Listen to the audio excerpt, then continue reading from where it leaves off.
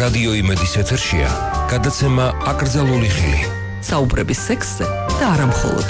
აკრძალული ხილი. 16 წლამდე ასაკის მოზარდები ყოველი შემთხვევისათვის მოაცილეთ რადიო მიმღებებს.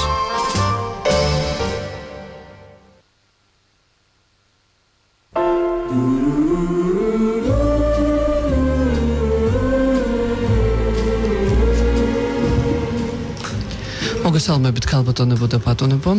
ძალიან მიხარია რომ კვლავ ეთერში ვართ. მიუხედავად იმისა რომ ქარტეხილებით სავსე დღე იყო, გამოსვლები, საშინელი მოძრაობა თბილისში, საცობი საშინელი ბატონ ზურაბისგან ვიცი რომ 2 საათი მდგარა თურმე დღეს საცობში. დღეს სხვათა შორის ახლა აქ რომ მოვდიოდი ბატონ ზურაბ ისევ სანაპიროზე 2 ავარია იყო საშინელი და ისევ საცობი იყო. მე შინოდა რომ დავაგვიანებდი კიდევაც სამსახურში ვაპირებდი თქვენთან დარეკვას. მოკლედ დღეს რაღაცა უცნაური დღე არის. უცნაური არის, ცოტა ნეგატიურიც. ისე მინდა თანაუგზნო ჩემ კოლეგებს. რომელსაც ჩემგან განსხვავებით ესეთი მოთმინებით აღჭურვილი და ესეთი, ასე ვთქვათ, კარგი საქციელის პაციენტები არ აყავთ. საერთოდ რიგი როცა დგა ექიმთან, როცა დგას არა, 2 ექიმთან არის რიგი ყველაზე უფრო კულტურული. ერთმანეთს უთმობენ, მიბრძანდით თქვენ, მხოლოდ თქვენ, პირველი თქვენ. თქვენს შემდეგ მხოლოდ სტომატოლოგთან და სექსოლოგთან. ამიტომაც 2 საათი რომ 2 საათი ვიდექი რა. სატრანსპორტო საცობში და რომ დამაგვიან და აბსოლუტურად არანაირი პრეტენზია, პირიქით არინერვიულოთ აქეთ მამშვიდებდნენ რა. არა და მელოდებოდნენ, 2 საათი. ცუდია რა თქმა უნდა. მაგრამ ფაქტია რომ შედგა თქვენი შეხვედრა. რა თქმა უნდა. ეს არის მთავარი. მე ხა რო გადამეწყვიტა ალბათ სექსოლოგთან მისვლა, დიდი ფიქრის შემდეგ და კონსულტაციების შემდეგ, ალბათ მეც ასე მოვიქცეოდი. ეს არის სხვა შორის ძალიან სერიოზული გადაწყვეტილება ბატონ ზურაბ. იმიტომაც არ მიდიან. გეთანხმებით. საკმაოდ ნაფიქრი გადაწყვეტილება უნდა იყოს. ნატანჯი რა. შეიძლება ნატანჯიც კი. გეთანხმებით. მოგესალმებით კიდევ ერთხელ გადაცემის დასაწყისში აუცილებლად თავი უნდა წარგიდგინოთ, მიჭირს ხოლმე ამის გაკეთება. მე დაფნა გახლავართ რადიო იმედის წამყვანი, ბატონი ზურაბი ჩემი თანაწამყვანი და ამავდროულად მე რეგალიებს მოკლებული ქალი ვარ და ის არის ფრიად შემკული ამ რეგალიებით, პროფესორი, ექიმი სექსოლოგი, საქართველოს სამედიცინო საზოგადოების პრეზიდენტი. ვინც ახლახანს შემოგვიერთს და კი არა და საერთოდ არ იცოდა ამ გადაცემის არსებობის შესახებ. გეტყვით რომ ჩვენ საუბრობთ სექსზე, თუმცა არა მხოლოდ. იმის გამო რომ საუბრობთ კიდეც სექსზე და არა მხოლოდზე, ჩვენ გვინდა რომ თქვენ 16 წლამდე მოზარდები მაინც მოარიდოთ რადიო მიმღებებს. აი 16 წლის შემდეგ კი უფრო უპრიანიც კი იქნება რომ მოისმინოთ ჩვენი გადაცემა, რაც მოისმენენ უკეთესია. რაც მოისმენენ ძალიან კარგი იქნება მათთვის.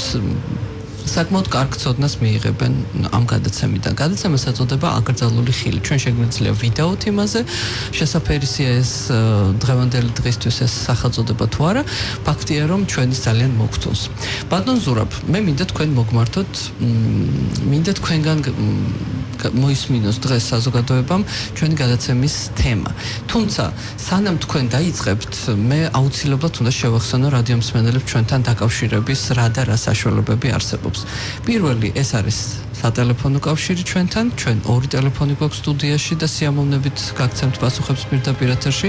ნომრები არის უცვლელი 2921888 და 2922199. თუმცა აღმოჩნდა რომ ჩვენი საზოგადოებისთვის ყველაზე მისაღები ფორმა მაინც არის SMS-ი. SMS-ის გამოგზავნა ნებისმიერი მობილური ოპერატორიდან, რომელიც საქართველოში ფუნქციონირებს, არის ერთიანი 9177891778. რაც შეეხება საფასურს. საერთოდ თემა, რომელიც ყველას აინტერესებს. საფასური არ იქნება იმაზე მეტი, რაც თქვენმა მობილურმა ოპერატორმა დააწესა SMS-ის გაგზავნისათვის. ასე რომ არ მოგერიდოთ, დასვით რამდენიმე შეკითხვა, ბევრიც არ მოგეჭრებათ ანგარიშიდან. არსებობს კიდევ სხვა საშუალებები. ეს არის ჩვენი გადაცემის მოსმენა YouTube-ით, ყველა იმ გადაცემის, რომელიც აქამდე გასულა პირდაპირ ეთერში და ჩვენთან ურთიერთობა Facebook-ის საშუალებით. რადიო იმედი, აკრძალული ხილი აგრეთვე დაგვიმეგობრდით და წინასწარ გაიგებთ რაზე იქნება ესა თუ ის გადაცემა. ჩვენი ფორმატი, რაც შეეხება გადაცემის მსვლელობას, გადაცემის პირველ ნაწილს უთმობთ იმ თემას, რომელსაც ჩვენ ვირჩევთ და ვმსჯელობთ მასზე. გადაცემის მეორე ნაწილში კი ვპასუხობთ თქვენ შეკითხვებს და ვკითხულობთ თქვენს კომენტარებს, რომელიც მოდის SMS ნომერზე 917778. აი სულ ეს იყო დასაწყისისთვის, ბატონო ზურაბ, გისმენთ. რა თქმა უნდა, Facebook-იდან უკვე ჩვენი მსმენელისათვის, ვინც მეგობრობს Facebook-თან, ცნობილი არის გადაცემის თემა, მაგრამ მე მინდა განსაკუთრებით ხაზი გაუსვა იმას, რომ ჩვენ ყველანაირად ვცდილობთ, ჩვენი პოლიტიკა, ჩვენი გადაცემის, ასე ვთქვათ, სარედაქციო პოლიტიკა არის ისეთი, რომ რაც შეიძლება დაბალანსებული იყოს ჩვენი თემატიკა. თემატიური დატვირთვა მთლიანად გადაცემების და ამიტომ მართალი მოგახსენოთ, დრო და დრო ჩვენ რაღაცნაირად ვცდილობთ გავაკონტროლოთ და რაღაცნაირად დავაბალანსოთ თუ რაღაცა დისბალანს ვატყობთ რა და ამ შემთხვევაში დისბალანსი ის არის, რომ აი როდესაც ჩვენ ვაანალიზებთ SMS-იდან კითხვებს, როდესაც ვაანალიზებთ თუნდაც ონლაინით ხო Facebook-ზე მოსულ კითხვებს, არ შეიძლება არ აღვნიშნოთ, რომ პრაქტიკულად ესე იგი დიდი უმრავლესობა ჩვენი ასე ვთქვათ მსმენელებისა, რომლებიც აქტიურობენ და კითხვებს გვისვამენ, არიან ახალგაზრდა ასაკის ადამიანები. მაშა სადამე, ესე იგი ძალიან დიდი ნაწილი ადამიანებისა, რომელსაც არანაკლებ სერიოზული პრობლემები აქვს, ლაპარაკია როგორც მამაკაცებზე, ასე ქალებზე. რაღაცნაირად აი ინერტულობას იჩენენ თუ პასიურობას იჩენენ, ვერ ვიტყვი რომ არ აინტერესებთ, აინტერესებთ. ჩვენ ბევრი, ასე ვთქვათ, ხანდაზმული საშუალო ასაკს გადაცილებული მსმენელიც აქვს, მაგრამ აი აქტიურობა მათი მხრიდან, აი SMS-ების თვალსაჩინით, ან Facebook-ზე კითხვების დასმის თვალსაჩინით ნაკლებია და ვცდილობთ ეს დავაბალანსოთ. ამიტომაც აი დღევანდელი გადაცემა მართალია მამაკაცებზე იქნება დღეს ლაპარაკი, მამაკაცის სქესობრივ დარღვევებზე და მათ კავშირზე, ესე იგი, მეტად მნიშვნელოვან მამაკაცის ორგანოზე, რომელსაც ეწოდება წინამდებარე ჯირკვალი, უფრო ცნობილი არის ეს პროსტატის სახელით. თანაც ჩვენ ვინც ადევნებს ჩვენს გადაცემას და ყურადღებით უსმენს ამ 3 წლის განმავლობაში, ალბათ შეატყობდა, რომ ჩვენი ერთ-ერთი ძირითადი ამოცანა, შეიძლება ითქვას სტრატეგიული ამოცანა, ეს არის სქესობრივი განათლების ამაღლება, რათა სქესობრივი განათლების ამაღლების მეშვეობით ჩვენ რაღაცნაირად მოვახდინოთ პრევენცია, პროფილაქტიკა სექსუალური დისფუნქციებისა, იმიტომ რომ სქესობრივი განათლების დეფიციტი, რაღაცის დაუშვათ არასწორად ინტერპრეტაცია, რაღაცის დაუშვათ ნაკლებად შეფასება და სხვა რაღაცა ფაქტორის გადაფასება ზედმეტად, ეს ყველაფერი არის სქესობრივი განათლების დეფიციტის გამოხატულება და ეს აისახება უშუალოდ აისახება სექსუალური დისფუნქციის განვითარებაზე თითოეულ ადამიანში და მათ რაოდენობაზე და ჩვენი მოვალეობა ზუსტად ეს არის, რომ რაღაცნაირად დავეხმაროთ თითოეულ ადამიანს და ამ შემთხვევაში ჩვენი ყოველთვის მოვალეობა იყო დემითოლოგიზაცია. აი ზოგიერთი მითების, რომლითაც არის სავსე, ესე იგი ჩვენი დღევანდელობა, აი სექსუალურ დისფუნქციებთან, თუნდაც სქესობრივ ორგანოებთან დაკავშირებით, აი ეს დემითოლოგიზაცია არის ჩვენი ამოცანა. და რა არის ერთ-ერთი მითი? მითი არის ერთ-ერთი, რომ პროსტატა და აი წინამდებარე ჯირკვლის დაავადებები პირველ რიგში მხედველობაში მაქვს. ანთებითი პროცესი წინამდებარე ჯირკვლისა, როგორც არის პროსტატიტი, უფრო ხშირად ქრონიკული პროსტატიტი, ძალიან პოპულარული დიაგნოზია განსაკუთრებით ბევრ ჩემ კოლეგებში. აი ეს არის ძალიან ურთულესი და უმძიმესი პრობლემა და აი ყველაფრის მიზეზი და ყველაფრის თავი და თავი ახალგაზრდა მამაკაცებში. ეხლა რა არის, იცი, მე არ მინდა რომ ვიღაცას დარჩეს შტაბეჭდილება, რომ საერთოდ მაგ პრობლემას მე უარყოფ, მაგ პრობლემის სერიოზულობას ვაკნინებ და ვამცირებ, რომ ახალგაზრდა ასაკის მამაკაცებში პროსტატიტი ქრონიკული იქნება თუ სხვა და შეგუბებითი თუ სხვა, რომ საერთოდ არ არსებობს და რაღაც შორს ვარ ამისაგან არსებობს, რა თქმა უნდა, მაგრამ ის რომ არის გაზვიადებული, ის როდესაც ესე იგი ზოგიერთი ექიმი გარკვეული პროფესიის, ვიწრო პროფესიის ექიმი ყველაფერს აბსოლუტურად უკავშირებს, ესე იგი პროსტატას და პროსტატის და კერძოდ ქრონიკული პროსტატიტის, ასე ვთქვათ, შედეგად მიაჩნია აბსოლუტურად მამაკაცის ძირითადი სქესობრივი დისფუნქციები, ისეთი როგორც არის მაინც ერექციული დისფუნქცია. ეს არის ყოვლად მიუღებელი რა. იმიტომ რომ ელემენტარულად ტყუილია. და ამ შემთხვევაში ესე იგი რა ხდება, იცით, ხდება აი ამ პრობლემის, ამ პროსტატის დაავადების და პროსტატის პათოლოგიის ზედმეტად გადაფასება რა, ვაიმე, მე პროსტატას ისა მაქვს, ანთება მაქვს, რა მეშველება დავიღუპე. არაფერი დასაღუპი მანდ არ არის რა. თუ არის, უნდა უმკურნალოს, მაგრამ საერთოდ დიდი კითხვა უნდა დავსვათ, სერიოზული კითხვა არის კი? ხომ არა აქვს ადგილი ხშირად ჰიპერდიაგნოსტიკას, მაგრამ ეს სხვა საკითხია რა და აი მართლა სერიოზული საგანგაშოდ შეიძლება ითქვას სიხშირის თვალსაზრისით და თუნდაც სექსუალურ დისფუნქციების განვითარების რისკთან დაკავშირებით ეს არის წინამდებარე ჯგუფის პათოლოგია ხანში შესულ მამაკაცებში. აი სერიოზული პრობლემა. და პრობლემა ვის მეძახით ხანში შესულს, მოდით ესეც დავაყენოთ. ხანში შესული ამ მამაკაცი ამ შემთხვევაში მე მიმაჩნია, მაინც დღეს მინდა ფოკუსირება გავაკეთო 45-50 გადაციდებულს. იმიტომ რომ ამ ასაკში აი ზუსტად გეომეტრიული პროგრესიით იზრდება პროსტატის დაავადებების რიცხვი, სიხშირე. თანდაც ისეთი დაავადებებისა, რომელიც ხშირ შემთხვევაში ამა თუ იმ სახით, ასე ვთქვათ, იწვევს სექსუალურ დისფუნქციებს. მათ შორის ერექციის დარღვევასაც.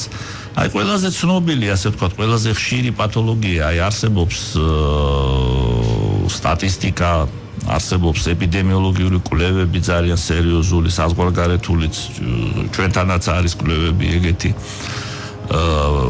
რომელიც დაფუძნებული არის სექციურ მასალაზე. სექციური მასალა ეს არის ძალიან ზუსტი მასალა. აი, როდესაც გარდაცვლილი მამაკაცები არის ერთი ამერიკული შრომა, რომელიც აი 90 წელს მიღწეულ 80-90 წელს მიღწეულს მამაკაცების, რომლებიც გარდაიცვალდნენ, გაკვეთის, ესე ვთქვათ, ოქმები არის წარმოდგენილი იქა. თითქმის 100%-ს მაგასაკში აქვს პროსტატის კეთილთვისებიანი ჰიპერპლაზია. ანუ პროსტატის კეთილთვისებიანი ზრდა, ჰიპერპლაზია არის ზრდა, ზუმაში ზრდა. და ეს ზრდა ზოგჯერ მნიშვნელოვან, ასე ვთქვათ, ზომებამდე აღწევს, იმდენად მნიშვნელოვანზე, რომ იწვევს სერიოზულ დარღვევას. პირველ რიგში, რა თქმა უნდა, შარდვის დარღვევას, მაგრამ რა თქმა უნდა, სქესობრივ დარღვევასაც და აი ეს შარდვის დარღვევა უკვე ამ შემთხვევაში პროსტატის კეთილთვისებიანი ჰიპერპლაზიის დროს ხშირად იწვევს იმის აუცილებლობას, რომ რა თქმა უნდა, კონსერვატიული მკურნალობა მედიკამენტოზურით საკმაოდ ეფექტურია, მაგრამ ხშირ შემთხვევაში მაინც ვერ ხდება თავიდან ოპერაციული მკურნალობის, ასე ვთქვათ, აუცილებლობის იგნორირება და ძალიან ბევრი პაციენტს უკეთდება ოპერაცია, ძირითადად ეს არის ტრანსურეთრალური რეზექცია, ანუ ამ, ასე ვთქვათ, გადიდებული ნაწილის ამოკვეთა. ეს უსაფრთხო ოპერაცია, ძალიან კარგად კეთდება საქართველოში, ბევრი კეთდება შესანიშნავი შედეგებით, მაგრამ არის თუ არა ყოველთვის საჭირო სავალდებულო? არა, როცა აკეთებენ სავალდებულოა მაშინ, მაგრამ რა იქნება მერე? აი აქ უკვე იწყება ხშირად აი რაღაცნაირი, მე ვიტყოდი ესეთი მსუბუქი გაუგებრობა ჩემ კოლეგებს, ქირურგებს, უროლოგსა და ჩვენ სექსოლოგებს შორის, იმიტომ რომ მე ძალიან დიდი ხანია 2005 წლიდან 2005 წელს გამოვა ქვეყანე პირველი კვლევა ჩემი, რომელიც მიეძღვნა ერექციულ ფუნქციას, ერექციულ დისფუნქციას პროსტატის კეთილთვისებიანი ოპერაციის, კეთილთვისებიანი ჰიპერპლაზიის გამო გაკეთებული ოპერაციის შემდეგ, ტრანსურეთრალური რეზექციის შემდეგ და საკმაოდ ესე იგი იმ პერიოდისთვის ისეთი ნოვატორული, ახლა გავიდა 10 წელიწადზე მეტი წინ წავიდა უკვე ის მერე მეცნიერებად, სექსოლოგიაც უკვე ძალიან ბევრია მასალა, რომელიც ადასტურებს ესე იგი იმ იდეებს, რომელსაც მე მაშინ ვიცავდი და რომელიც ხანდახან ერთო პოლემიკურიც ჩანდა რა. მე ვამტკიცებდი, რომ ხშირია ესეთი, ასე ვთქვათ, ერექციის დარღვევა ოპერაციის შემდეგ. თუმცა ცნობილი იყო დიდი ხნის განმავლობაში, რომ უფრო ხშირი იყო ეაკულაციის დარღვევა. ანუ უფრო სწორედ არის ესეთი პათოლოგია, რომელსაც ეტყობა რეტროგრადული ეაკულაცია. ესე იგი, მამაკაცს აქვს ერექცია ოპერაციის შემდეგ, აქვს ესე იგი ეაკულაციაც, მაგრამ ეაკულაცია ხდება ესე იგი რეტროგრადული, შებრუნებული შარდის ბუშჩი, რომელიც ძალიან დიდ დისკომფორტს უქმნის მამაკაცს. მანდ უფრო ბევრი ნაშრომები იყო, მაგრამ აი უკანასკნელ წლებში აი ამ სულელური შეკითხვისთვის და უკან რო ბრუნდება, სადღაც მე გროვდება ეს ყველაფერი. შარდთან ერთად გამოიყოფა რა. შარდში იხსნება სპერმა და გამოიყოფა შარდთან ერთად. რა ხო თუ როცა არის ზოგჯერ ეს თვალით არის მამაკაცისთვის შესამჩნევი, რომ რაღაცა კონსისტენცია არის შარდის შეცვლილი ამ ფერი. შეუძლია თქვა ამის შეცვლა. რეალურად შეუძლია ახლა, მაგრამ როგორც წესი ვერ ამჩნევენ ხოლმე რა. მაგრამ როდესაც უკვე ექიმი ჩაეკითხება, უკვე ეს ნათელი ხდება რა და ახლა ამ ოპერაციის მერე ტრანსურეთრალური რეზექციის შემდეგ სხვადასხვა მონაცემებით სადღაც 20-25-დან 35-45%-მდე არის ეს გართულება. ძალიან მაღალია ეს რეტროგრადული ეაკულაცია. რაც შეეხება ერექციას, ამას ეუბნება უროლოგი აფრთხილებს, რომ შეიძლება ეს დაგემართოს. რა თქმა უნდა. და პაციენტებმა ეს იციან. რა თქმა უნდა იციან, მაგრამ რა არის იცით ახლა, როდესაც პროსტატის პათოლოგიის გამო ეს იქნება ახლა, როდესაც არის მაგალითად ონკოლოგიური პროსტატის კიბო დაუშვათ, ახლა მან ლაპარაკი არ არის. მაგრამ კეთილთვისებიან ჰიპერპლაზიაზეც ოპერაცია კეთდება სასიცოცხლო ჩვენებით არა. იმიტომ რომ რო არ გაკეთდეს, უბრალოდ პაციენტს განუვითარდება შარდის შეხუთვა. რაც სიცოცხლისთვის საშიში ვერ მოშარდავს რა და მაშინ უნდა ჩაიდგეს ესე იგი კათეტერი, ფოლიის კათეტერს დგავენ, ადრე პეცერის კათეტერს დგავდნენ და ასე შემდეგ.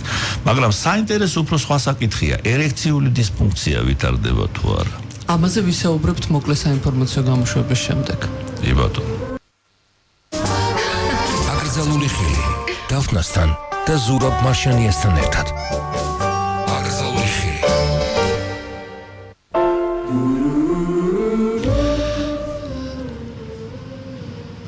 განვაგრძობთ საუბარს და ისე ვის თემა, ბატონო ზურაბ. შესაძლოა ახლა შემოგვერთდნენ რადიო მსმენელები და საკმაოდ ბევრი რადიო მსმენელი გვყავს და SMS-ებსაც ეთყობა დღეს, რომ აქტივობა მაღალია. მე მგონია, რომ ადამიანები ელოდნენ, რომ ჩვენ გამოვეხმაურებით LGBT აქტივისტების დღევანდელ გამოსვლას და იმ შეტაკებას, რომელიც ქალაქში მოხდა, მაგრამ არ ვთვლით საჭიროც და დღეს ვსაუბრობთ პროსტატის ჯირკვალზე.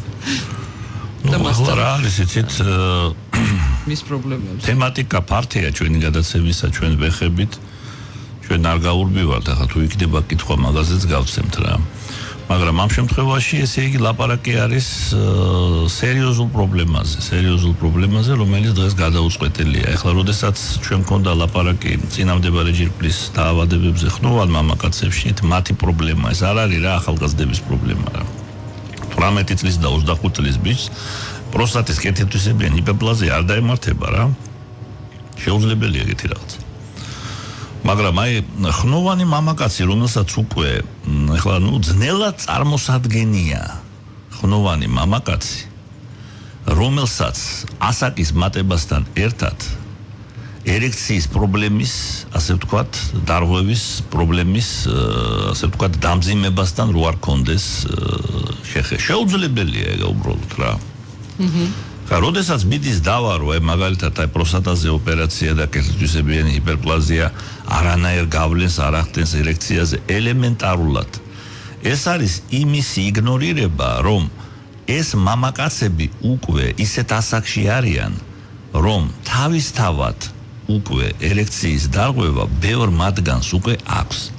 შესაბამისად, როდესაც ოპერაცია კეთდება უკვე წინამდებარე ჯირკვალზე არა პროსტატაზე, უკვე ოპერაციამდეც ისინი რისკის ჯგუფში შედიან და ზუსტად მათ უვითარდებათ ერექციის დარღვევა ყველაზე უფრო ხშირად. ბატონო ზურაბ, მოდით ახლა მე კიდევ ერთ სულელურ კითხვას დავსვამ, მით უმეტეს რომ ხალი ვარ და საერთოდ პროსტატის ჯირკვალზე არაფერი მსმენია, გარდა იმისა რომ ვაიმე პროსტატა მაწუხებს, ეს ვიცი, მეტი არაფერი არ ვიცი. ამასთან დაკავშირებით დღეს ვიგებ შარდის პრობლემა აწუხებს და მაგის გამო ხნოვან ასაკში მაგის გამო მე მაინტერესებს, ჩვენ საუბრობთ თუ არა მამაკაცების 100%-ზე.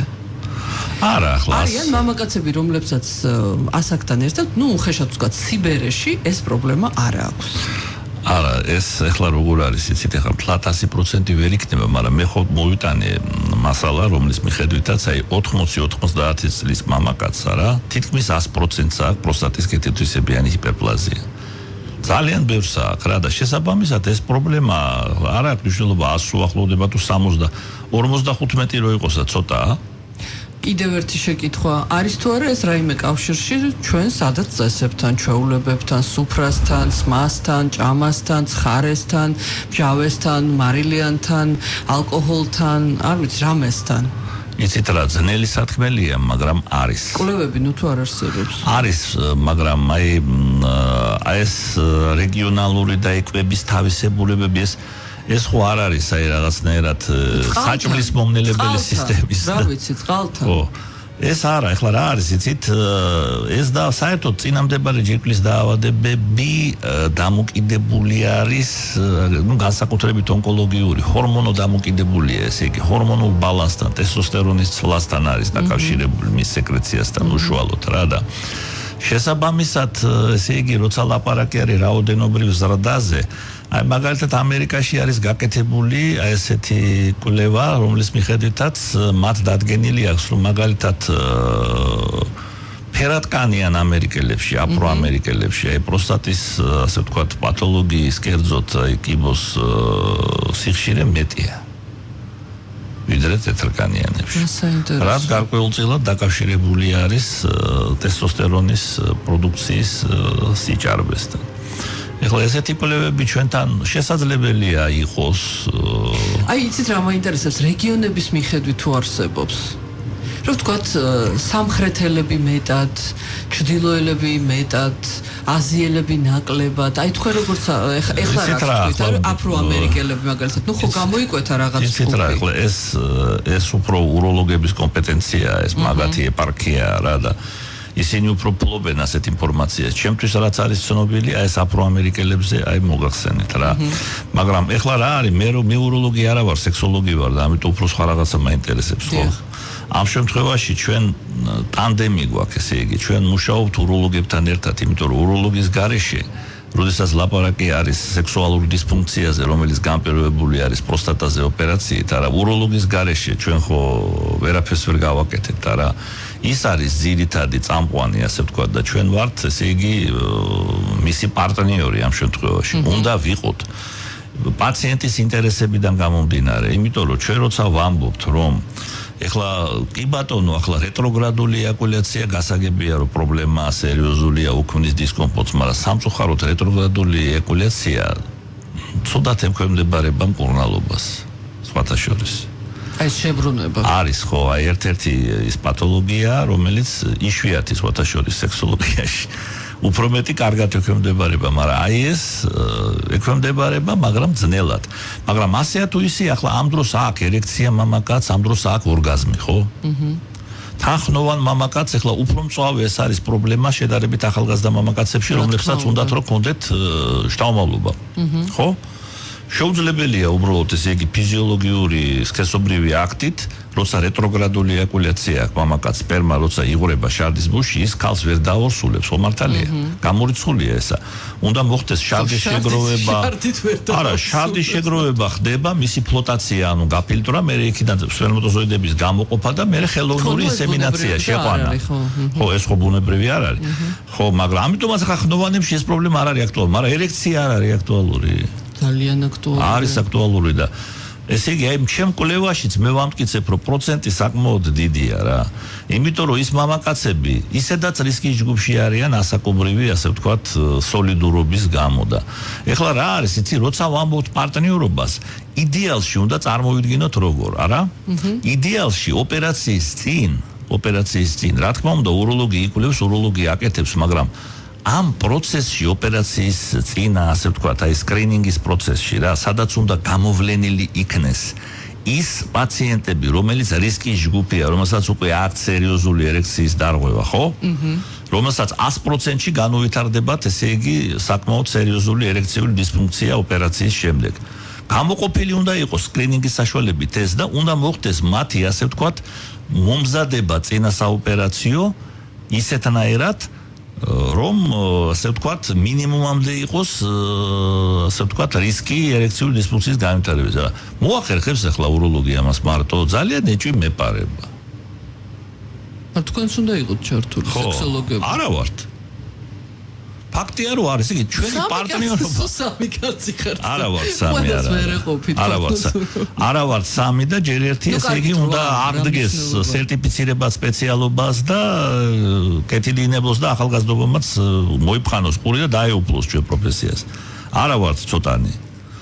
ლეგიონის არა ვართ, მაგრამ არც ცოტანი არა ვართ. ესე იგი საქმე რაშია, იცით, ეს პარტნიორობა არ დგება, იცით, ვერ ხდება ეს პარტნიორობა რა და ოპერაციის შემდეგ რახან ეს პარტნიორობა არ შედგა, რახან ესე იგი პრევენცია ვერ მოხერხდა, რახან იმ ხანშესულ მამაკაც განუვითარდა მძიმე ერექციული დისფუნქცია ოპერაციის შემდეგ, არა და მას სურს უნდა რომ კონდეს სქესობრივი ცოლი, მე რა რო ხანშესულია. შეიძლება ახალგაზრდა ცოლიც ყავს, ხო, ცოდვა არ არის? ამ პრობლემის ხდება ერთგვარი ესე შთაბეჭდილება მჩება რა, მიჩუმათება ხდება, ახლა გასაგებია რა. ახლა შეიძლება ესეთი საუბრებიც მიდის მაგ დროს რომ აი რა გინდა კაცო ახლა ნუ სიკვდილს გადაგარჩინეთ უკვე შარდავ კარგად. სწორია ეს ყველაფერი. უნდა გაკეთებული იყო ოპერაცია და შარდვის ფუნქცია უფრო მნიშვნელოვანია ვიდრე სქესობრივი აქტის ჩატარება მესმის, იმიტომ სქესობრივი აქტი არა მალაპარაკე ბოლომდე მათქმევინე. სქესობრივი აქტი რო არ ჩაატაროს მამაკაცმა რა, საერთოდ სექსი რო არ ქონდეს, ის ხო იცოცხლებს. თუ ვერ მოშარდავს იცოცხლებს. ვერა. ესე იგი უროლოგმა სიცოცხლე გადაურჩინა მას, ეს სწორია. მაგრამ ის რომ ესე იგი ერექციის ფუნქცია და სქესობრივი ფუნქცია, ნუ არ ვიტყვი რომ იგნორირებულია რომ, მაგრამ რაღაცნაირად ძალიან უკანა პლანზეა გადაწეული. არ არის სწორი და როგორც შედეგი, ესეთი მამაკაცები ნუ ეგუებიან იმას რომ მათ შეიძლება დაერღვათ ესე იგი სქესობრივი ფუნქცია და ნუ ხელს იქნევენ სქესობრივი ძალიან ბევრი რაც ახლა ჩემმა მეგობრებმა კოლეგებმა ძალიან დიდ პატივს ეცემ ჩემი მეგობრებია ყველა რაც ახლა მიმტკიცონ საპირისპირო ვერ დამიმტკიცებენ მესმის რასაც ამბობთ იმიტომ რომ მოდის ჩემთან ეს პაციენტები და მე მაქვს საკმაოდ მოდიან და მაქვს წარმოდგენა მაგრამ მოდიან კი, მაგრამ უნდა მეტი მოდიოდნენ და ამ შემთხვევაში უნდა შედგეს სწორედ პარტნიორობა. როდესაც ჩვენ ვლაპარაკობთ სექსუალური დისფუნქციების მართვაზე და მკურნალობაზე, ინტერდისციპლინარულ მიდგომაზე არა ვართ ჩვენ შეთანხმებული, რომ ეს არის ყველაზე უფრო სწორი. სადაც არის სექსოლოგი, რომელსაც მიყავს ეს სექსუალური დისფუნქციის, ასე ვთქვათ, მკურნალობის და მართვის პროცესი და მომიჯნავე სპეციალობის ექიმები სექსოლოგთან ერთად, ასე ვთქვათ, ერთ გუნდში, ერთი პარტნიორულ, ასე ვთქვათ, ურთიერთობებში პაციენტის სასარგებლოდ ატარებენ მკურნალობას, ხო? მაგრამ თანამშრომლობა საერთოდ არ გამოგვდის ჩვენ ქართველებს რა. ვერ გამოგვდის რა. ბატონო ზურაბ, მე უნდა შევახსენო ჩვენს რადიო მსმენელებს ჩვენი საკონტაქტო ნომერი. SMS ნომერი გახლავთ 9177891778. შეგიძლიათ თქვენი შეკითხვები და კომენტარები გამოაგზავნოთ გადაცემის მეორე ნახევარში, საინფორმაციო გამოშვების დასრულებისა და ამინდის პროგნოზის შემდეგ. ბატონო ზურაბი უპასუხებს ყველა თქვენს შეკითხვას. ბატონო ზურაბ, მე კიდევ ასეთი შეკითხვა მაქვს. თუ არსებობს რაიმე პრევენცია? პრევენცია არსებობს და ზუსტად პრევენცია არის აი იმ ჯგუფის გამოყოფა, რომელიც აი მოსალოდნელია ერექციის მძიმე დარღვევა ამ ოპერაციის მერე. მათი წინა საოპერაციო მომზადება. არა, ზოგადად პროსტატის პრობლემების პრევენცია, ზოგადად აი 45 წლის გახდა მამაკაცი, მოგვისმინა ჩვენ და დაიწყო ფიქრი იმაზე, დედა ღმერთო ჩემო, ვარ უკვე ამ რისკის ჯგუფში, უკვე იმ ასაკში ვარ, რომ პროსტატის პრობლემები უნდა დამეწყოს და აბა მინდა ეხა რამენერად რეაქციას უნდა ყურადღება და სხვათა შორის ძალიან მარტივად.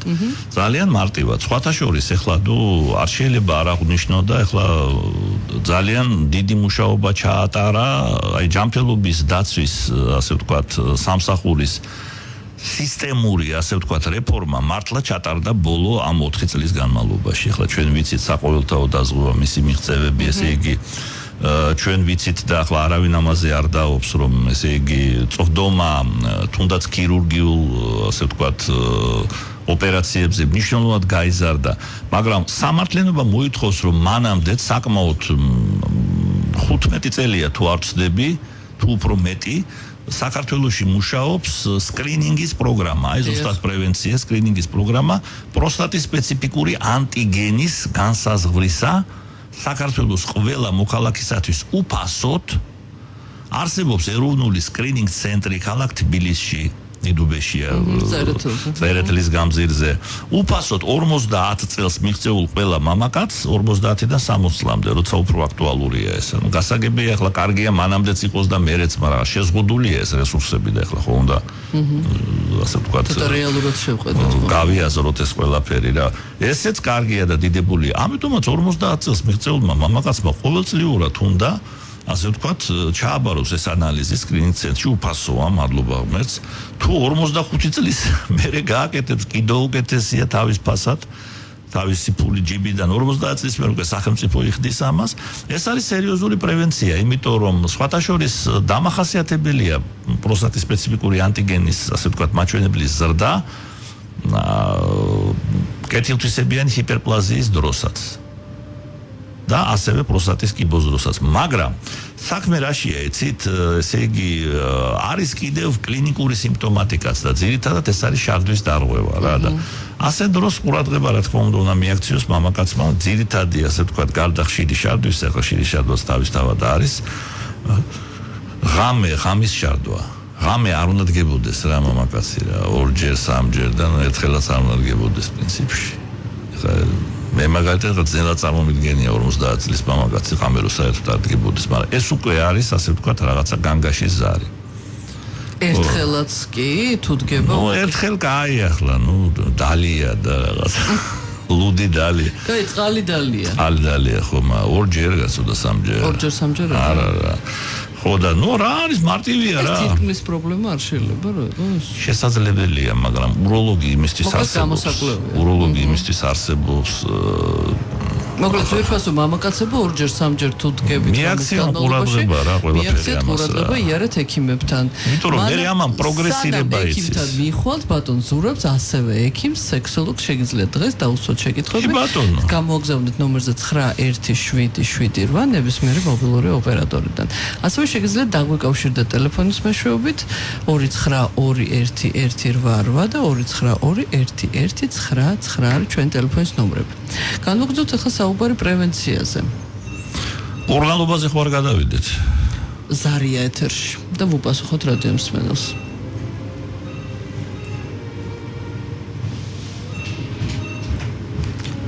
შემდეგ უკვე გადავიდეთ მკურნალობაზე.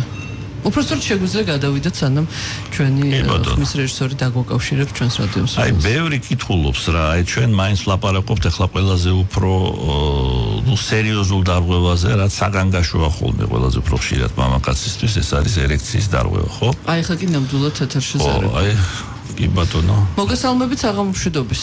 საღამომშვიდობის ეთერში ვძანდებით. საღამომშვიდობის. ეთერში ხართ. შეკითხვა ასეთი. როდესაც კარგა მაგრა გადაკროლში რო ვარ ხოლმე ღვინის, აი ღვინით ნასვამი. მთელი ღამის განმავლობაში არ დგებით.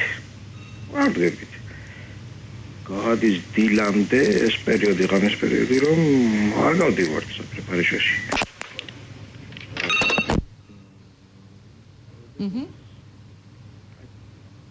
არის მისკერს ხო? ალო?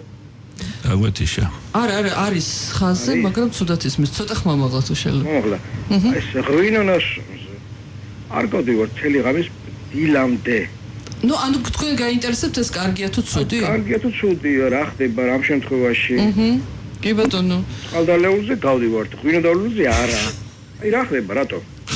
ღვინის დალევა ჯობია წყლის დალევას თქვენ გიდათ რომ ეს თქვა ხო კი ბატონო ვიცი ზომიერად აი რა ხდება რატო ზომიერად ესე იგი ყველაფერი შეიძლება ვიცით რა ახლა აქ ეს კი არ არის პრობლემა ღვინო არის დალეული თუ წყალი არის დალეული აქ არის პრობლემა ესე იგი ფუნქციონირება თვითონ შარდვის ფუნქცია ესე იგი არის თუ არა დარღვეული ახლა ირიტაციას უძახიან მაგას რა ირიტაციული ფუნქცია სადაც ღებულობს ეს პროსტატა უშუალოდ ასე ვთქვათ აქტიურ მონაწილეობას და აი მისი ჰიპერპლაზია იწვევს სწორედ აი ირიტაციის დარღვევას და შარდვის გახშირებას და ღამე ადგომას რომელიც უფრო ხშირი არის რა და ახლა თუ ვერ დგება ადამიანი ღვინოს დალევს და ვერ დგება წყალს დალევს და დგება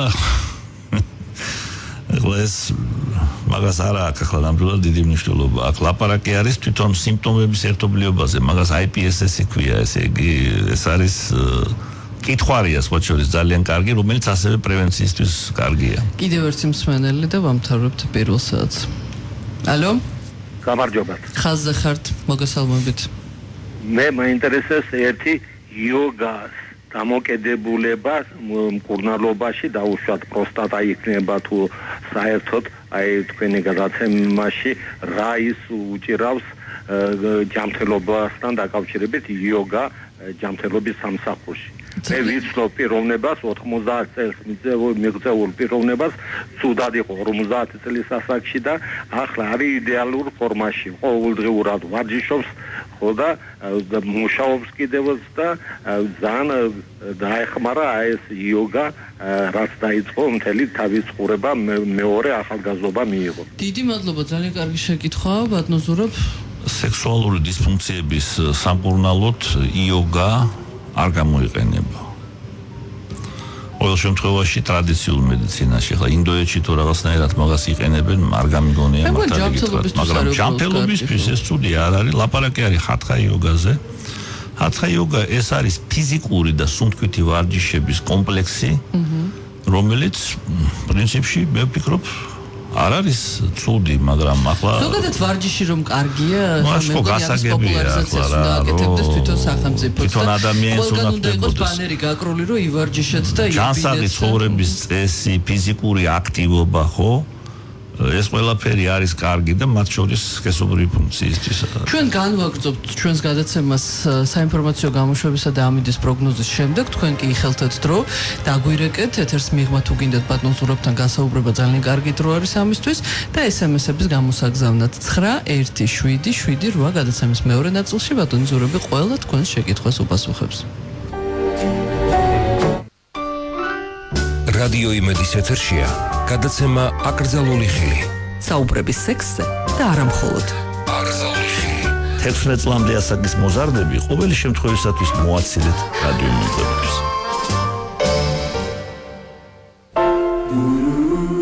ლავაც ეთერში ვართ და ზუსტად ის დროა, როდესაც თქვენი რადიო მიმღებები ლავაც მომართოთ რადიო იმედის ტალღებზე, იწყება თქვენთვის ყველაზე საინტერესო ნაწილი და ჩვენთვისაც სხვათა შორის მე ძალიან მაგრამ უნდა დავასრულოთ მაინც მკურნალობა. მე კიდევ ერთხელ შევახსენებ უბრალოდ რადიო მსმენელებს, რომ სწორედ ის დროა, როდესაც ბატონი ზურაბი უპასუხებს თქვენს შეკითხვებს. მაგრამ უნდა დავასრულებინოთ ჯერ მკურნალობაზე, ესე იგი, როცა ჩვენ მაინც ფოკუსირება გავაკეთეთ, დღევანდელ თემა ძალიან დიდია, როგორც ხედავთ. ხო და ჩვენ ფოკუსირება გავაკეთეთ ესე იგი ერექციის დარღვევაზე, პროსტატის ტრანსურეთრალური რეზექციის შემდეგ ყველაზე ხშირი ეგ არის. მე საკმაოდ ბევრი პაციენტი მყავს ეგეთი, რომელიც ოპერაციის მერე მოდის სამკურნალოდ და აი როგორი არის მკურნალობის შედეგები. ძალიან კარგი. ძალიან კარგი. რაც თავარია. ხო, და აი წარმოდგენა, რომ აი ხანში შესული მამაკაცი პროსტატაზე ოპერაციის მერე იმას მაინც არაფერი არ ეშველება.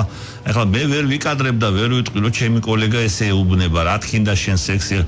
ანეკდოტი არის ესეთი, იცით, ძველი საბჭოთა ანეკდოტია რა. უროლოგთან შევიდა პაციენტი 95 წლის კაცი. რაღაც უხებსო და ექიმი ეკითხება და რამაც უხებსო და ვერ შარდაო ექიმო და რამდენი წლის ხარო და 95 წლის და 95 წელი შარდავდი და არ გეყოფაო გადიგიდე მოჭრიგიდე. ხო, ნუ აი ესე რა თქმა უნდა არავინ არ აკეთებს, ამდენი ხანი სექსი ქონდა აღარ გინდა. მაგრამ ნუ ყოველ შემთხვევაში ამ პრობლემას რომ მეტი ყურადღების მიქცევა უნდა და და მეტი თანამშრომლობა უნდა უროლოგებსა და სექსოლოგებს შორის, ხო? ეს არის ნამდვილად, ესე იგი, აშკარა რა და ამიტომაც მე მოუწოდებ ესეთ მამაკაცებს, ნუ შეუშინდებიან დროებით რაღაცა, ასე ვთქვათ, სირთულეებს, იმიტომ რომ რა არის, იცით, თქვენ წარმოიდგინეთ, აი ოპერაციის ახლო პერიოდში შეიძლება იყოს რაღაცა დარღვევები, მაგრამ მერე თუ იქნება მკურნალობის ქვეშ პაციენტი, თუ ის ასე ვთქვათ, ექიმთან ივლის მიაქცევს ყურადღებას, მერე შეიძლება ეს ყველაფერი მშვენივრად გამოსწორდეს და ნორმალიზებული იქნეს. ესე იგი, რაც უფრო შორს მიდის ოპერაციის შემდგომი პერიოდი, მით უფრო კარგი არის შედეგები მკურნალობის, რა თქმა უნდა. მკურნალობის გარეშე არაფერი არ გამოვა.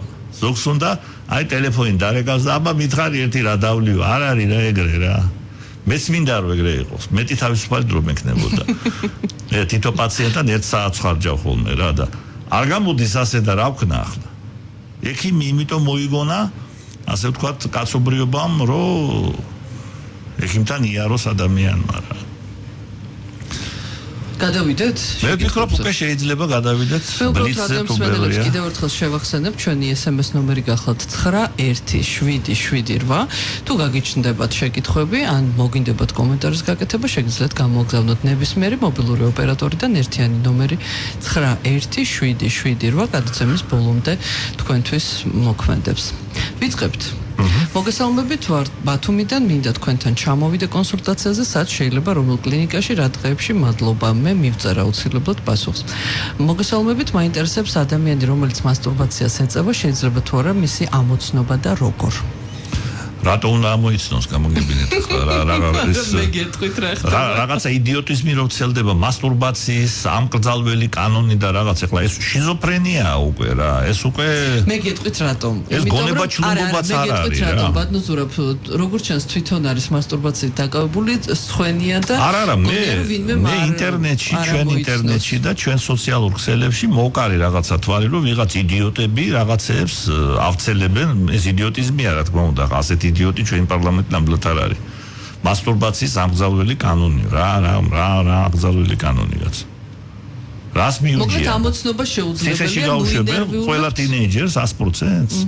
და არა მხოლოდ თინეიჯერს. ხო. რამდენი? ბიჭი ხო. მასტურბაციას ეწევიან სიბერემდე.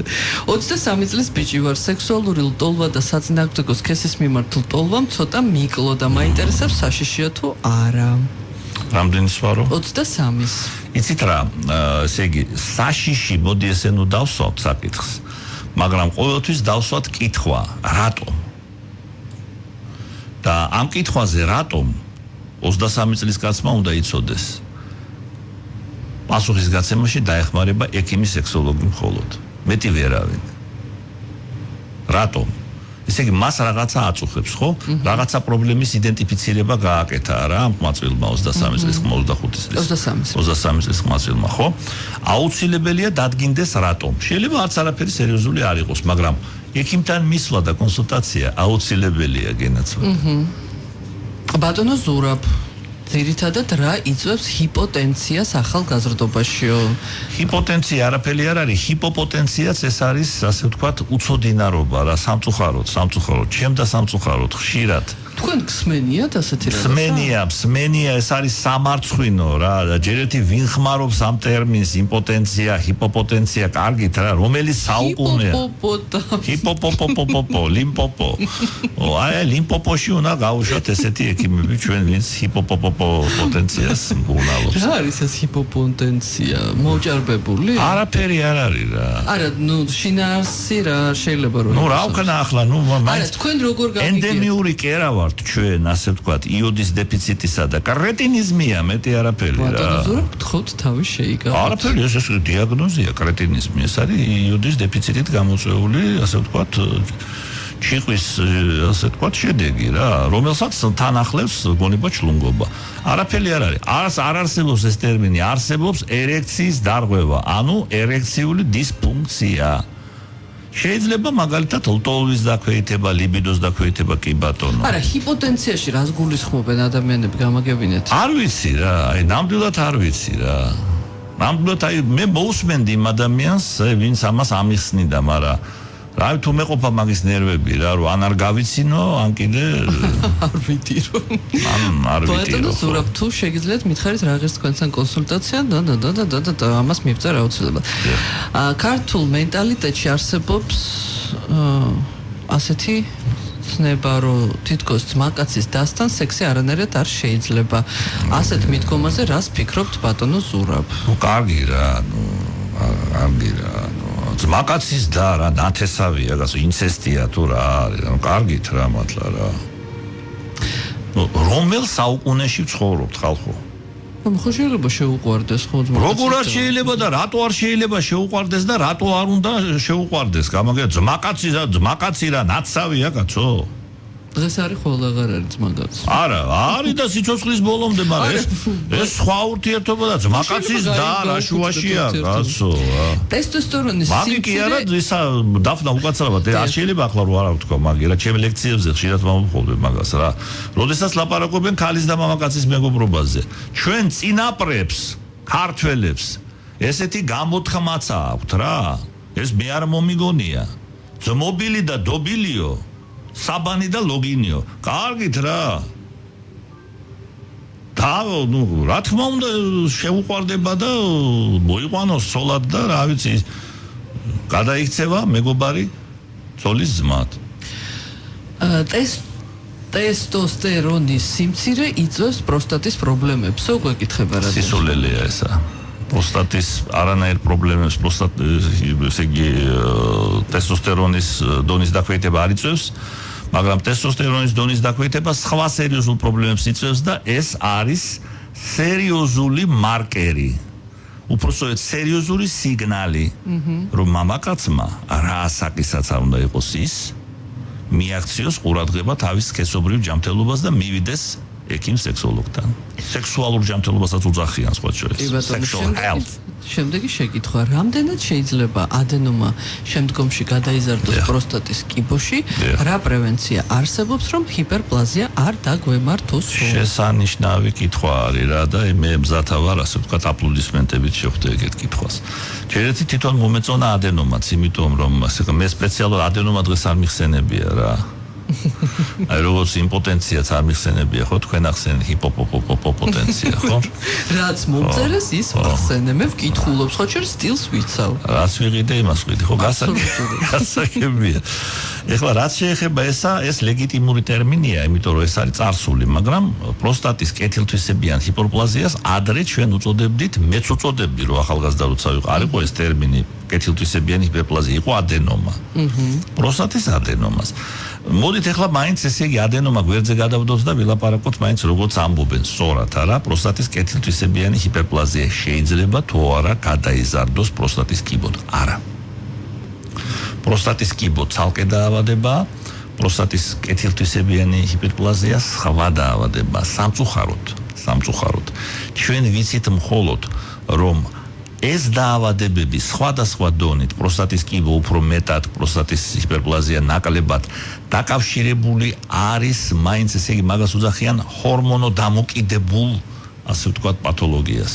ჰორმონოდამოკიდებულ სიმსივნეს უძახიან ამ ადენომას მაბადიეთ კარცინომას კიბოს ხო და მაგრამ საბოლოოდ სამწუხაროდ ეტიოლოგია და პათოგენეზი ანუ საიდან ვითარდება როგორ ვითარდება სამწუხაროდ ეს ცნობილი არ არის მიმდინარეობს კვლევები და მე იმედი მაქვს კვლევარები მეცნიერები ექიმები ამ ამოცანას ამოხსნიან რაც შეეხება რა უნდა გავაკეთოთ რო არ დაგვემართოს ჰიპერპლაზია ხო იცით რახან ჩვენ არ ვიცით მიზეზები ცოტა ძნელია ახლა ზუსტად ერთადერთი ჩვენ რა შეგვიძლია ესე იგი პროფილაქტიკა იმ თვალსაჩინო რომ რაც შეიძლება ადრეულ ფაზაში დავაფიქსიროთ თუ არის თუ დაიწყო ჰიპერპლაზია რა საწყის ფაზაში ის ადვილად ექვემდებარება მკურნალობას უფრო ესეთი მეორე ესე იგი ეს სკრინინგ კონტროლი ხო თუმცა ეს სკრინინგ კონტროლი და ეს PSA კონტროლი ესე იგი კარგი არის უფრო იმისთვის რომ არ გამოგვეპაროს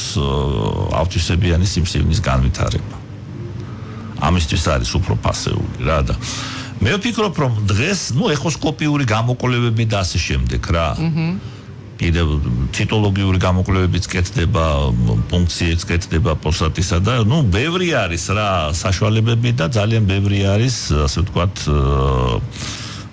სამედიცინო, ასე ვთქვათ, მეთოდები, რომლითაც შეიძლება პრევენცია მოხდეს რა. შემდეგი შეკითხვა. მოგესალმებით, მსმენია რომ მამაკაცებში პროსტატა თანდათანობით იწვევს იმპოტენციას, თუ არ იმკურნალეო. რამდენად შეესაბამება სიმართლეს? სრული სისულელე არა. სრული სისულელეა. აქ იგულისხმება არა პროსტატა, არამედ ქრონიკული პროსტატიტი იგულისხმება რა და ეს აბსოლუტური სისულელეა. საერთოდ იცით რა, აი, როდესაც მე დღეს ბევრი ვილაპარაკე ამ თემაზე რა და როდესაც ჩვენ ლაპარაკობთ აი ქრონიკულ პროსტატიტზე და ერექციულ დისფუნქციაზე ძალიან ფრთხილად უნდა ვიყოთ რა. არ არის აქ რა პირდაპირი კავშირი რა. მართალია რომ არაჟანი ერექციას ხელს უწყობს, გვეკითხება რადიო მსმენელი. იცით რა, მე ესე ვიტყოდი, თუ ჩვენი რადიო მსმენელის ერექციას ხელს უწყობს, მოიხმაროს არაჟანი, კი ბატონო. თუ ადამიანს დეპრესია დაემართა, ეს იმას ნიშნავს, რომ ეს ადამიანი ფსიქიკურად არამდგრადია და რამდენად ხშირია სექსუალური დისფუნქციით გამოწვეული დეპრესიაო? პირველ შეკითხვაზე, პირველ ნაწილზე კატეგორიულად არა. დეპრესია ჯერ გააჩნია, დეპრესიას გააჩნია რა. არის მძიმე დეპრესიები, არის დეპრესია, რომელიც განპირობებული არის ფსიქოზური რეგისტრის აშლილობით, რაც უფრო მძიმეა. არის ნევროზული რეგისტრის აშლილობით განპირობებული დეპრესია, რომელიც ასევე შეიძლება იყოს მძიმე და ნაკლებად მძიმე და მსუბუქი. საერთოდ უფრო მეტი მნიშვნელობა აქვს ამ შემთხვევაში დეპრესიის ხანგრძლივობას, პირველ რიგში ხანგრძლივობას და ასე ვთქვათ, მის წარმომავლობას რა უნდა ზუსტად დადგინდეს ეს. რაც შეეხება ესე იგი იწვევს თუ არა სექსუალური დისფუნქციები დეპრესიას, სამწუხაროდ იწვევს. ამიტომაც დროული მკურნალობაა საჭირო. მოკლე საინფორმაციო გამოშვების შემდეგ პირდაპირ ბლიცზე გადავდივართ უამრავი შეკითხვა დღეს. აკრძალული ხილი დაფნასთან და ზურაბ მარშანიასთან ერთად.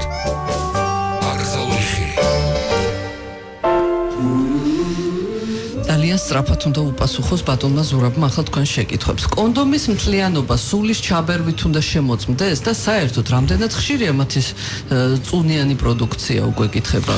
ხშირია, მაგრამ ნაკლებია, როდესაც იყიდით აფთიაქში და იყიდით შედარებით, ძვირად ღირებულ კონდომს. ჯობია მეტი გადაიხადოთ კი ახლა. кейფის დროს მაქვს ხშირი შარდვა და ცუდია? ალბათ кейფის ცოტა შეზღუდვა იქნება საჭირო და მერე დაკვირვება რა. ტესტოსტერონის ნაკლებობა მქონდა, პროლაქტინი კი მაღალი, პროლაქტინის დაწევაზე ვიმკურნალე და ტესტოსტერონის ამაღლებაზე არ მიმკურნალია. მაქვს რეგულარული სექსი და ერექციაც უკეთესი მაქვს. შეიძლება თავისთავად მოიმატოს ტესტოსტერონმა? ცოტა ძნელი წარმოსადგენია, იმიტომ რომ მაინც უნდა დადგინდეს რატომ არის ტესტოსტერონის დეფიციტი, ესე იგი ჰიპოგონადიზმია და ეხლა როგორია ეს ჰიპოგონადიზმი. ჯობია მივიდეს ექიმთან, სექსოლოგთან და ჩაიტაროს კვალიფიცირებული გამოკვლევა და მკურნალობა. მოშარდვის შემდეგ მეწვება რა შეიძლება რომ ეს თვა გამოიწვიოს? გენიტალურმა ინფექციამ, ანუ სასქესო ორგანოებში არსებულმა ინფექციამ, უფრო ხშირად ესე იგი შარცადენში, მაგრამ ახლა ამას ყველაფერს უნდა გამოკვლევა რა. კლინიკაში უნდა გამოკვლევა. შესაძლებელია უროლოგთანაც. ვარ 28 წლის ბიჭი, ვგიჟდებიან 28 წლის ბიჭებზე და 45 წლის ბიჭუგებზე კიდე. კაცად ვეღარ ჩამოყალიბდნენ მოკლედ. ბიჭი, სიცივეში ძალიან ხშირად ვშარდავ, ფაქტურად საათში 3-ჯერ. ექიმისთვის არ მიმართავს, საშიში არა მეო? საერთოდ ესე იგი ტემპერატურის დაცემამ იცის ხოლმე შარდვის გახშირება, ესე იგი შარდის ბუშტი აძლევს მაგის რეაქციას, მაგრამ საერთოდ ცოტა სიფრთხილეა საჭირო, იმიტომ რომ მაინც ხშირი შარდვა ყოველთვის რაღაც მიზეზთან არის დაკავშირებული რა და ამას გარკვევა უნდა დააკვირდეს უნდა თავის ორგანიზმს რა. სტილს ვიცავ. ვკითხულობ SMS. საღამო მშვიდობის ხშირი შარდვა ღამით 2-ჯერ 3-ჯერ როგორაა მკურნალობა პროსტატიტის ნიშნები არის? იცით რა, პროსტატიტია თუ რაღაცა არის, დადგენა უნდა მაგას რა და მე მაინც ურჩევ უროლოგთან მივიდეს, რაც შეიძლება მალე. იმიტომ რომ თუ ასაკოვანი პიროვნებაა, მაინც შესაძლებელია, არ ვიცით ახლა ასაკს არ მიუთითებს რა. ხო, შესაძლებელია მაინც იყოს პროსტატის კეთილთვისებიანი ჰიპერპლაზია. აი ახლა გოგო გწერს და თქვენ ძალიან ყურადღებით უნდა მოისმინოთ ეს შეკითხვა. გამარჯობა. პორნო ვიდეოების ყურებასო რაიმე გვერდითი მოვლენები აქვს თუ არა? ანუ გლახაა თუ ცუდიო გვეკითხება? არაფერი ცუდი არ არის თუ ადამიანს მოსწონს და თუ ის არის სრულწლოვანი. არა, თქვენ უნდა უპასუხოთ გლახაა თუ ცუდი? არც გლახაა და არც ცუდი. ვერ მივაქცია ყურადღება ეს რაღაცნაირი ის იყო, ხაფანგივით იყო რა. ორივე ერთ იგივეს ნიშნავს, ხო ცუდს ნიშნავს. გლახაა და არც ცუდია თუ მოსწონს მას და თუ მოსწონს გლახაცაა და ცუდიცაა. მე ვიცი რატომაც დაისვა შეკითხვა, იმიტომ რომ ეხლა ახალი ტალღა არის აგორებული, რომ პორნო საიტები დაიბლოკოს ინტერნეტში. იცით რა, პორნო საიტები დაიბლოკოს ინტერნეტში, აქ შეიძლება გამართლება მაგას კონდეს ბავშვებმა რომ არ მოიპოვონ მაღაზია წვდომა და ახლა მოსაფიქრებელია. საღამო მშვიდობის ბატონო ზურაბ 59 წლის უშედეგოდ ვიმკურნალე დღემდისო პროსტატაზეო არის მისაღები სხივი თუ უსისხლო ოპერაცია თუ სასაზიანო და ვარ სოციალურად თუ დაუცველია. ნუ იცით რა, მე ურჩევ რომ გაარკვიოს რა აწუხებს მას. მე ეჭვი მაქვს რომ არანაირი პროსტატის პათოლოგია მას არ აქვს, მას აქვს ერექციის დარღვევა. არ უნდათ ამის აღიარება და პროსტატაზე არიან ასე ვთქვათ ამუფარებულები რა. ბატონო ზურაბ, მაქვს თირკმელებში ქვები. ექიმებმა დამინიშნეს სიარული და წყალი. სამჯერ ვდგები ღამითო. 3 საათიდან შარდზე გავდივარ. ტკივილი მაღვიძებს. ისე კარგად მძინავსო. სიარულისა და მუშაობის დროს არ მაწუხებს.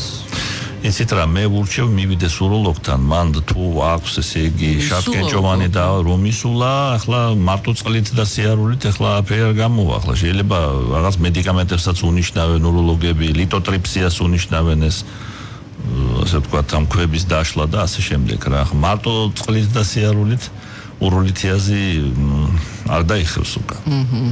ორი შეკითხვა არის ერთი და იგივე ხასიათის, ასო მივარდებაო სექსის დროს, ორი კაცი გვწერს. მივიდნენ რა, სექსოლოგთან მივიდნენ და უმკურნალონ რა. ეს არის სექსუალური დისფუნქცია. ეს ხო არ არის შარტკენჭოვანი დაავადება რა, უროლოგი რო უნდა მკურნალობდეს. ეს არის ერექციის დარღვევა და სექსოლოგი უნდა მკურნალობდეს. აი ეს არის რა. ჰიგიენის მიუხედავად ასოს თავი მეკავება.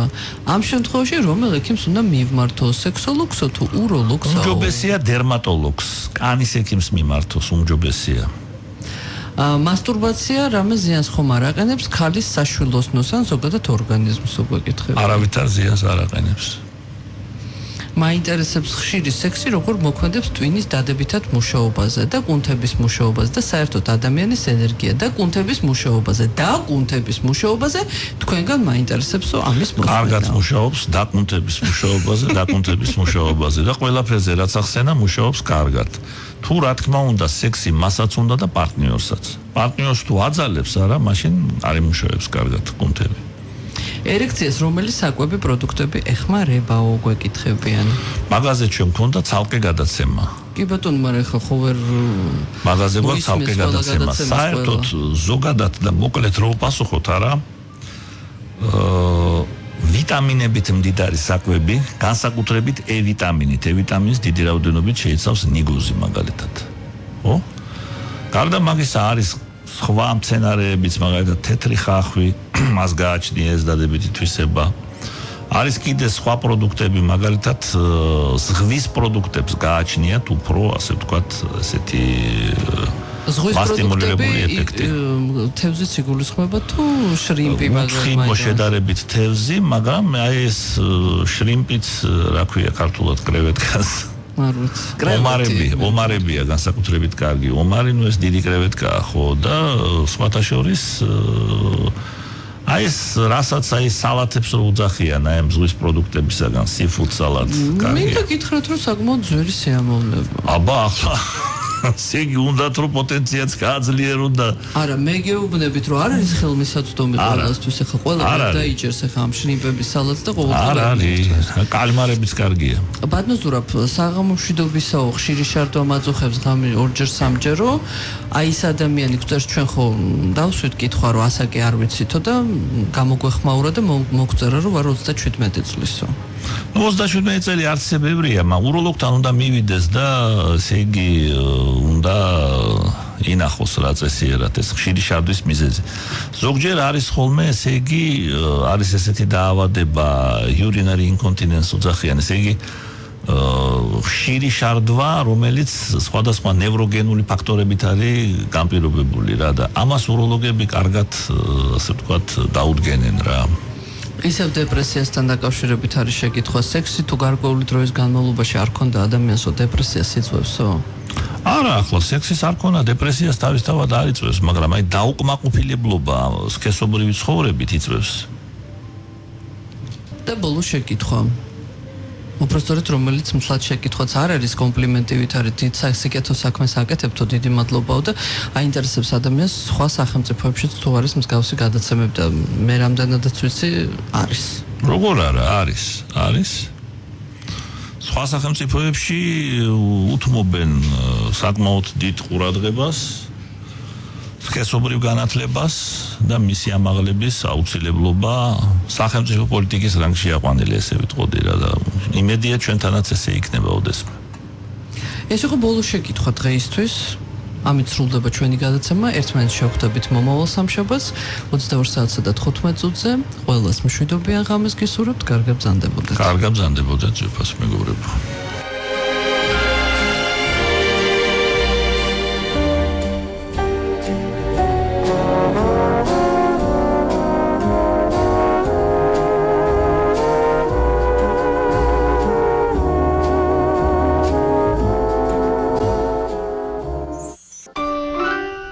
რადიო იმედის ეთერშია გადაცემა აკრძალული ხილი. საუბრები სექსზე და არა მხოლოდ. აკრძალული ხილი. 16 წლამდე ასაკის მოზარდები ყოველი შემთხვევისათვის მოაცილეთ რადიო იმედს.